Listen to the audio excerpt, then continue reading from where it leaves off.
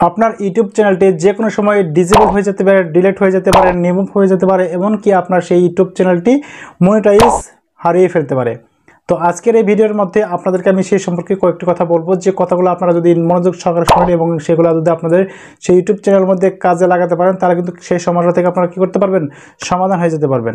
তো মনে করেন আপনাদের মেন সমস্যা হচ্ছে আপনারা কী করেন, অনেক সময় মিক্স কন্টেন্ট আপলোড করেন আপনাদের ইউটিউব চ্যানেলের মধ্যে, যার জন্য আপনাদের সেই ইউটিউব চ্যানেলের মধ্যে কী করে না, ভিডিওর মধ্যে তেমন একটা ভিউজ আসে না। যদিও আপনি ওয়াচ টাইম পূর্ণ করেছেন, যদি আপনি সেই সাবস্ক্রাইবার পূর্ণ করেছেন, কিন্তু এই সমস্যা থাকার কারণে কিন্তু অনেক সময় সেই অ্যাড শো করবে না আপনার সেই চ্যানেলের মধ্যে।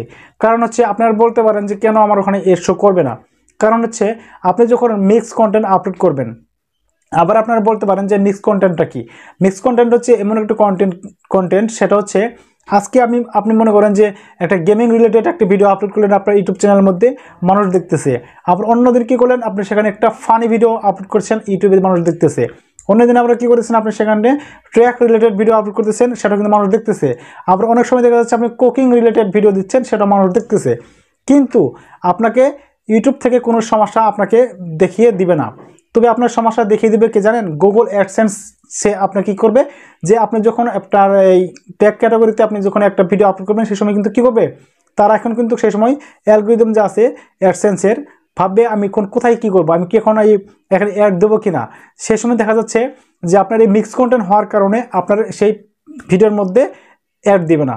কারণ এই জন্য দিবে না, কারণ হচ্ছে আপনি কোনো এক সময় এই সমস্যায় পড়ে যেতে পারেন। কারণ হচ্ছে আপনার ওই যে অ্যাড না দেওয়ার কারণ হচ্ছে আপনি মিক্স কন্টেন্ট আপলোড করেছেন, ওই সময় এই ইউটিউবের যে অ্যালগরিদম আছে তারা সঠিকভাবে আপনার সেই ক্যাটাগরিটা সিলেক্ট করতে পারে না।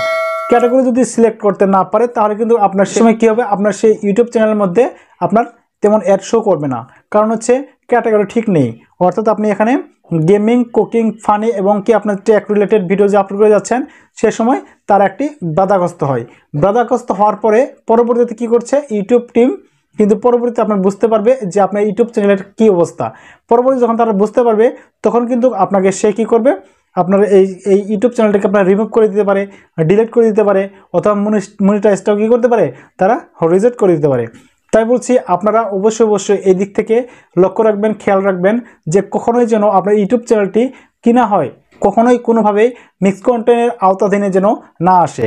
যদি এই কাজটি হয়ে যায়, তাহলে কিন্তু আপনার ইউটিউব চ্যানেলের বড় ধরনের ক্ষতি হয়ে যাবে, অর্থাৎ আপনার ইউটিউব চ্যানেলটি ডিলিট হয়ে যাবে। তো আজকে জাস্ট আপনাদেরকে কয়েকটি কথাই বললাম, অর্থাৎ ইউটিউব সম্পর্কে গুরুত্বপূর্ণ কয়েকটি কথা বললাম, যেটা প্রত্যেকটা ইউটিউব কন্টেন্ট ক্রিয়েটরদেরই জানার দরকার ছিল এবং আমি আপনাদেরকে বলে দিয়েছি।